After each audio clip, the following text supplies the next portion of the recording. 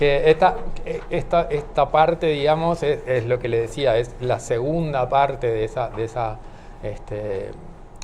reapertura del teatro. Esto quedó pronto en 2008 y digo, este sector es como una excavación de lo que había, y esto corresponde a las fundaciones, o sea, a los cimientos de la construcción antigua. Y estamos en el CIDAE porque mi trabajo en el depósito, ahora lo van a ver, es como que está muy conectado con el archivo, en el sentido de que no solamente se trata de guardar el vestuario, sino de saber qué es ese vestuario, quién lo usó. Y entonces ahí es donde busco información acá, en las publicaciones y en lo que ellos guardan. Y guardan, por ejemplo, aquel plano que es uno de los planos originales de 1856. Y ahí lo que quiero que vean es que vean esa forma de herradura que tiene la sala, que está como metida en un rectángulo, y entonces en esos triángulos curvos que se generan en la intersección de las dos figuras, se generaran espacios en toda la altura, o sea, hay 8 o más espacios pequeños que fueron ocupados en la historia de la Comedia Nacional para guardar el vestuario. Había mucho vestuario guardado en esos lugares. La Comedia Nacional, que se fundó en 1947. O sea que está por cumplir 76 años el 2 de octubre. Entonces, aquí aprovecho las instalaciones para mostrarles un poco el origen de este depósito al que vamos a llegar, que es, bueno, el origen es esto que les decía, de que estaba metido en esos pequeños espacios de alrededor de la sala, y que cuando cierran en el 98 tiene que salir. Entonces la Intendencia alquila 3 casas aquí por Bartolomé Mitre, frente a Cinemateca, en las que se lleva todo el vestuario.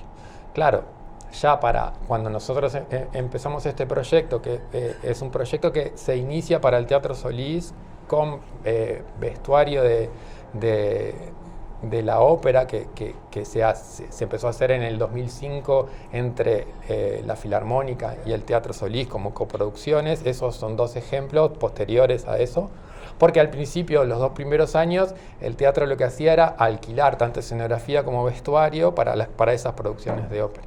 Pero en el 2007 comenzaron a producir, se produjo una pequeña cantidad que era solo para el coro, y yo participé de esa producción como productor artístico, y eso quedaba. Entonces, con una colega con la que habíamos participado en Madrid de una capacitación en vestuario, y conocimos lo que hacían los teatros madrileños en cuanto a que no pasara eso de que se hacen las producciones, terminan las temporadas, terminan las funciones y nadie sabe qué hacer con ese vestuario.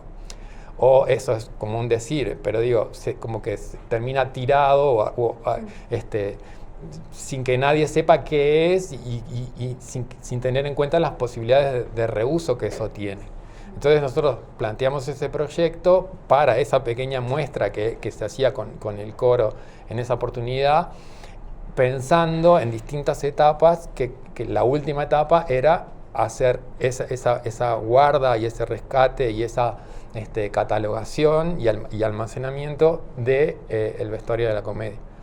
Pero eso lo pensamos en 2007, 2008, cumplimos todas las etapas, y recién, después de muchas vueltas y de derivaciones de nuestro proyecto, porque trajimos a responsables del proyecto español y lo difundimos entre las instituciones teatrales y la Escuela de Arte Dramático aquí en Montevideo.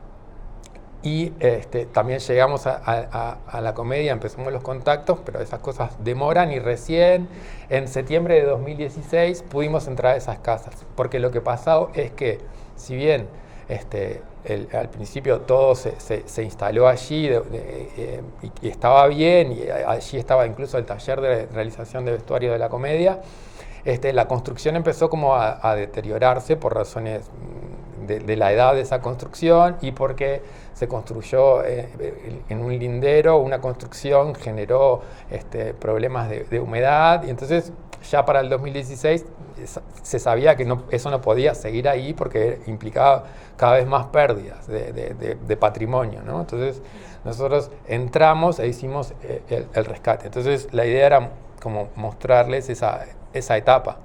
O sea, piensen en que se juntaron 50 años de historia en vestuario allí, pero empezó a faltar espacio y empezó a tener esta afectación. Entonces las cosas que estaban bien colgadas y enfundadas y guardadas, hubo que sacarlas. Entonces nosotros empezamos ese rescate de vestuario que estaba uno muy pegado al otro, digamos. O sea, las condiciones no eran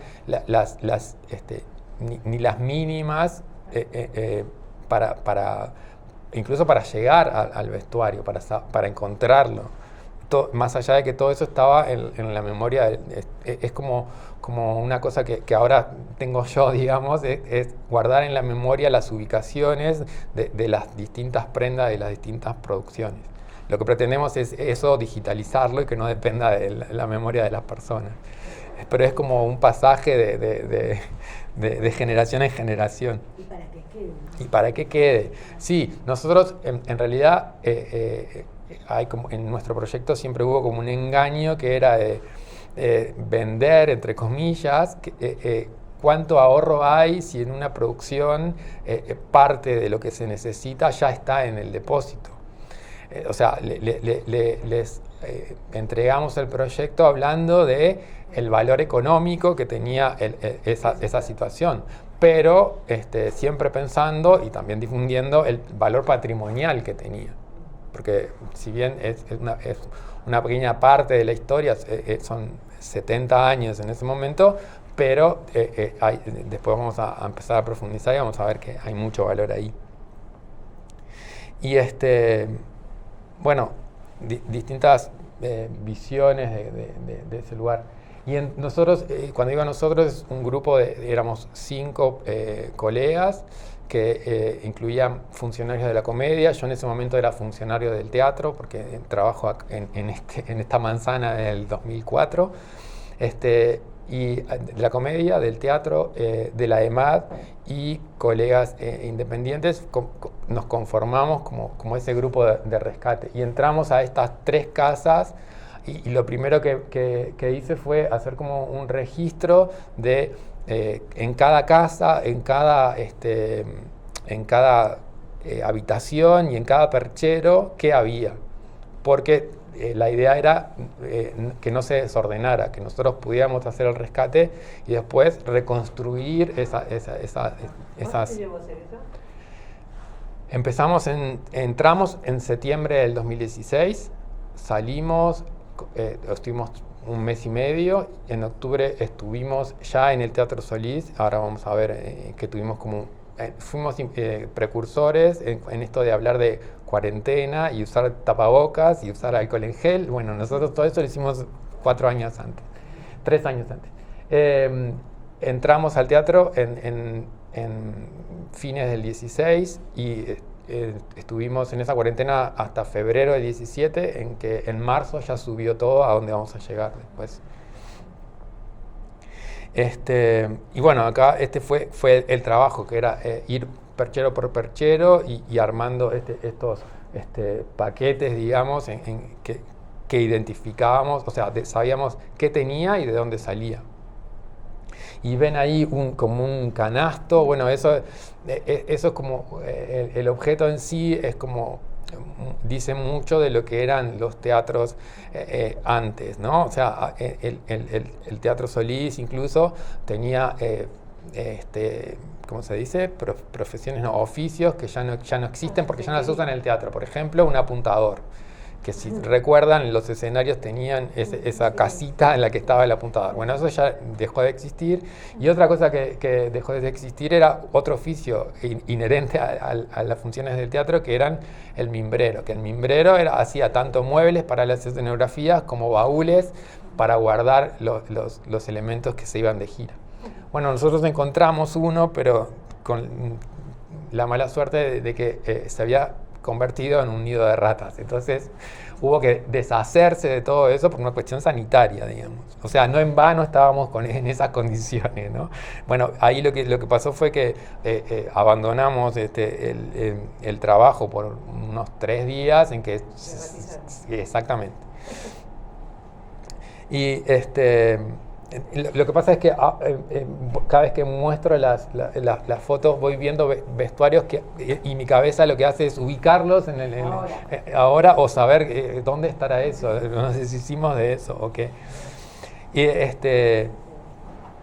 había lugares en que ya se había como embolsado todo, como porque sabiendo que eso no iba más. De hecho, por una cuestión de salud ocupacional, el taller se mudó de ahí muchos años antes de que nosotros entráramos y se mudó en realidad a un subsuelo del ala de aquel lado. Ahora, de nuevo, por una cuestión de salud ocupacional, para las 6 modistas que trabajan en la realización del vestuario de la comedia y ahora también de las óperas que se hacen en la temporada, están en el tercer piso de este lado, segundo piso de este lado, y están en mejores condiciones. Pero quiero decir, esa situación insalubre no era solo para el vestuario, sino también para personas.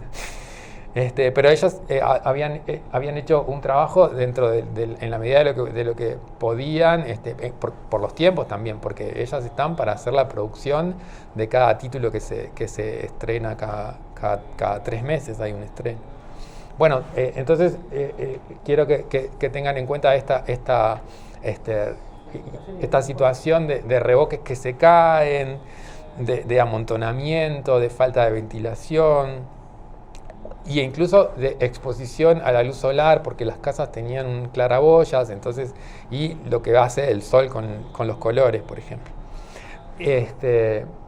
Y es como también entrar en contacto con otra historia, con una época en la que el teatro generaba sus propias perchas, digamos, y empezar a encontrar nombres en las prendas, como el de Elena Suasti en esta prenda, que esas etiquetas empiezan a darle un valor que a lo mejor la prenda no dice nada, es muy simple o está en malas condiciones, pero nos obligamos a guardarlas por esos nombres que aparecían ahí.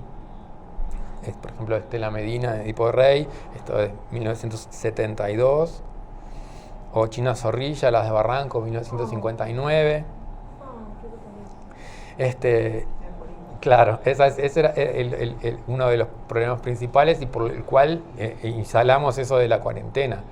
No queríamos llevar nada de esas plazas al nuevo lugar. Y esto es lo que les decía de la construcción de al lado, generó como las modistas dicen una catarata, pero digamos que sí, corría agua por esa pared. Y lo que generó fue que el revoque se ablandara, la tela se ablandara, la tela se uniera al revoque, y cuando nosotros la sacamos quedó impresa como en una ruina pompeyana, y a su vez la prenda dejó parte en esa pared. Esas eran de las peores cosas que encontramos y que desechamos automáticamente.